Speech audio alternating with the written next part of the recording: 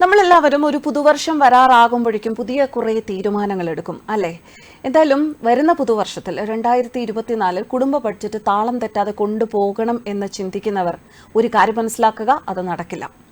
മിക്കവാറും നമ്മളൊരു ഡിസംബർ 15 ആകുമ്പോഴായിരിക്കും ഈ വർഷത്തെ റെസൊല്യൂഷനെ കുറിച്ചൊരു തീരുമാനം എടുക്കുന്നത്. അതുകൊണ്ട് തന്നെ ഡിസംബർ 15 ആകുമ്പോഴേക്കും ഒരു ഇടുത്തി പോലുള്ള ഒരു വാർത്ത വരുന്നുണ്ട്. സപ്ലൈകോ വഴി വിൽക്കുന്ന സബ്സിഡി സാധനങ്ങളുടെ വില 25% വരെ കൂടാനുള്ള സാധ്യതയുണ്ട്. വില പരിഷ്കരിക്കാൻ സർക്കാർ ഒരു വിദഗ്ധ സമിതി നിയോഗിച്ചിട്ടുണ്ട്. ഈ സമിതിയിൽ ഇക്കാര്യം ധാരണയായിരിക്കുന്നു.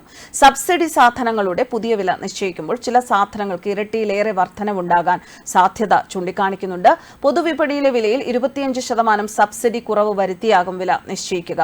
2016 തീരുമാനിച്ച വിലയ്ക്കാണ് നിലവിൽ 13 സാധനങ്ങൾ വിൽക്കുന്നത്. അന്നും 25% വിലക്കുറവാണ് നിശ്ചയിച്ചിരുന്നത്. അതേ ന്യായം തന്നെയായിരിക്കും ഇപ്പോഴും ചൂണ്ടിക്കാട്ടുക എന്നാണ് റിപ്പോർട്ടുകൾ.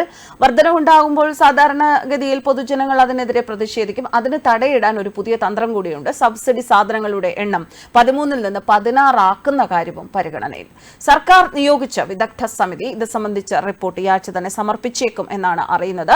നിലവിലെ വിലയിൽ വിൽപ്പന നടത്തിയാൽ സപ്ലൈകോയുടെ നിലനിൽപ്പ് തന്നെ അപകടത്തിലാകും എന്നാണ് സമിതിയുടെ വിലയിരുത്തൽ. സബ്സിഡി സാധനങ്ങളുടെ വില കൂട്ടാനും സ്ഥാപനത്തിന്റെ വളർച്ചയ്ക്ക് ആവശ്യമായ നിർദ്ദേശങ്ങൾ സമർപ്പിക്കാനുമാണ് ആസൂത്രണ ബോർഡ് അംഗം ഡോക്ടർ രവിരാമൻ അധ്യക്ഷനായ സമിതിയെ നിയോഗിച്ചത്. കൂടുതൽ സൂപ്പർ മാർക്കറ്റുകൾ ആരംഭിച്ച് സപ്ലൈകോ വരുമാനം വർദ്ധിപ്പിക്കണം എന്ന നിർദ്ദേശവും റിപ്പോർട്ടിലുണ്ട്. Civil supplies commissioner doctor Sajith ബാബുവും സപ്ലൈകോ CMD ശ്രീറാം വെങ്കിട്ടരാമനും സമിതി അംഗങ്ങളാണ്. ഇനി മറ്റൊന്ന്, എരിവിനോട് ഒരുപാട് താല്പര്യമുള്ളവർ അറിയുക, മുളകിനായിരിക്കും ഏറ്റവും കൂടുതൽ വില വർധനവുണ്ടാകുന്നത്. മുളകിന് നിലവിൽ 250 രൂപയാണ് ശരാശരി വില. സപ്ലൈകോയിൽ 75 രൂപയ്ക്കാണ് വിൽക്കുന്നത്. ഏറ്റവും ഒടുവിൽ കാർഡിന് 250 ഗ്രാം മുളകാണ് നൽകിയിരുന്നത്. പുതിയ വിപണി വില അനുസരിച്ച് അതിൽ 25% കുറച്ച് സബ്സിഡി വില നിശ്ചയിച്ചാൽ സപ്ലൈകോയിൽ മുളകിന് 187.5 രൂപയാകും. പഴയ വിലയുടെ ഇരട്ടിയിൽ ഏറെ വർധന.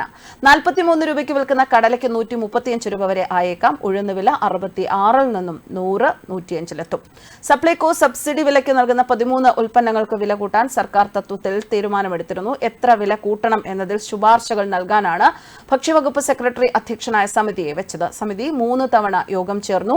അന്തിമ യോഗം അടുത്ത ആഴ്ച നടക്കും. തുടർന്ന് റിപ്പോർട്ട് സർക്കാരിന് സമർപ്പിക്കും. നിലവിൽ 50% മുകളിലാണ് പല ഉൽപ്പന്നങ്ങൾക്കും സർക്കാർ നൽകുന്ന സബ്സിഡി. ഇത് 30% താഴെ വരെ കുറയ്ക്കാനാണ് സാധ്യത. കൂടുതൽ ഉൽപ്പന്നങ്ങൾ സബ്സിഡിയിലേക്ക് കൊണ്ടുവരും. ഇതോടെ വിലക്കയറ്റം നിയന്ത്രിക്കാനുള്ള വിപണി ഇടപെടൽ ഫലപ്രദമായി സപ്ലൈകോയ്ക്ക് മുന്നോട്ട് കൊണ്ടുപോകാനാകുമെന്ന് സമിതി വിലയിരുത്തുന്നു. എന്തായാലും നവകേരള സദസ്സിന് ശേഷമായിരിക്കും റിപ്പോർട്ടിൽ സർക്കാർ തീരുമാനമെടുക്കുക.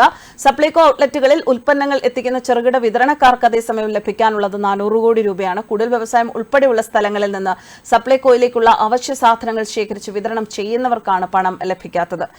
7 മാസമായി സപ്ലൈകോ ബില്ലുകൾ മാറി നൽകുന്നില്ല എന്നും മുഖ്യമന്ത്രിക്കും വകുപ്പ് മന്ത്രിക്കും പരാതി നൽകിയിട്ടും ഫലമില്ല എന്നും വിതരണക്കാരുടെ പ്രതിനിധികൾ പറഞ്ഞു. പലരും ബാങ്കിൽ നിന്ന് ലോൺ എടുത്താണ് സാധനങ്ങൾ വിതരണം ചെയ്യുന്നത്.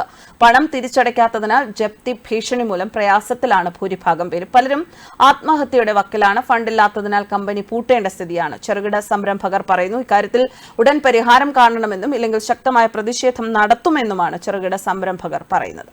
ന്യൂസ് ഡെസ്ക് കർമ്മ ന്യൂസ്.